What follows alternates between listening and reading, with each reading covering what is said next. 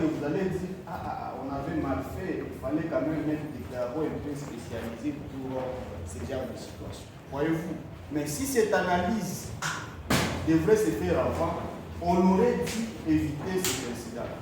C'est dans ce sens-là qu'on voudrait aussi mener des recherches vraiment scientifiques, partager des conclusions avec les politiques publiques, afin de permettre aussi notre contribution pour le développement des États ou de notre pays. Et c'est là dans nos domaines sectoriels. On n'a pas parti en dehors de nos domaines.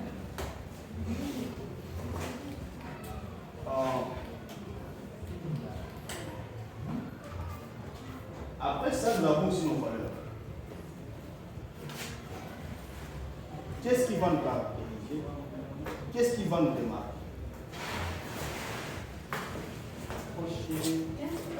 Bonjour Madame Francine. Qu'est-ce qui va nous démarquer? Nos valeurs, nous allons toujours mener nos actions, nos activités dans l'équité. Et aussi, nous ne sommes pas seulement en train de faire tout ce qui se fait, mais nous devons aussi être caractérisés par un esprit d'innovation.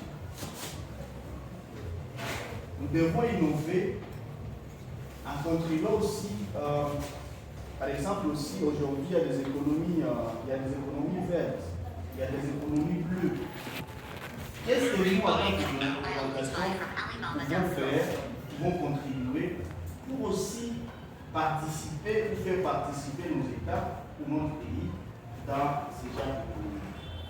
Ça, c'est le professionnalisme. Ici, je peux ne pas travailler avec mon frère, ma soeur, mais si nous travaillons sur des principes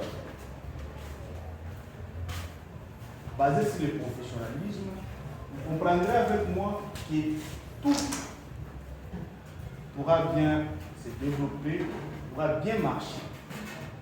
Parce que quand nous sommes en train de prendre des décisions, c'est pas que moi je prends la décision parce que tu es ma soeur, parce que tu es mon frère. Non, je prends la décision, c'est parce que c'est ce qui devrait être fait. C'est ce qui devrait être capitalisé. Ok? Par exemple, vous avez commis une faute dans la gestion. C'est pas parce que tu es ma soeur, c'est pas parce que tu es mon frère, c'est pas parce que tu es très proche de moi que je dois te rassembler. Non. Ok? Vous devez subir les mêmes traitements ou la même sanction que la personne qui était aussi soit recrutée et que vous faites la même chose ou vous jouez les mêmes fonctions et vous avez commis presque les mêmes erreurs. Vous devez être traité de la même manière. Et aussi, dans les mêmes professionnalismes, vous voudrez à ce que vous implémentez par exemple un programme ou un projet de la même manière que cela a été défini, soit dans sa stratégie de mise en œuvre. Je comprends, vous allez m'excuser s'il y a des termes que j'utilise, non pas très connus, mais avec l'état du corps, on sera en train de partager pour l'histoire des personnes. Alors, la redevabilité. Ici, vous allez comprendre que la plupart d'associations, d'organisations, les termes de redevabilité se limitent à écrire. Il y a d'autres, même ça n'apparaît même pas.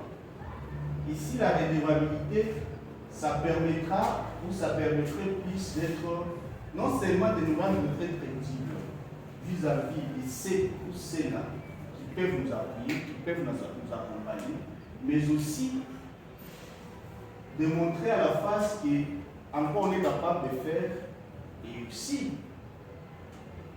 montrer cette transparence afin de gagner la confiance soit des gens qui nous appuient.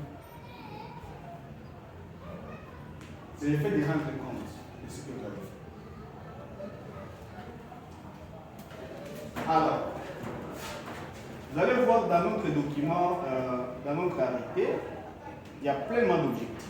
comme nous les avons énumérés là-bas. Ça, c'est ce qui a été accepté par le gouvernement congolais. Alors, nous les avons résumés en domaine d'intervention. Ici,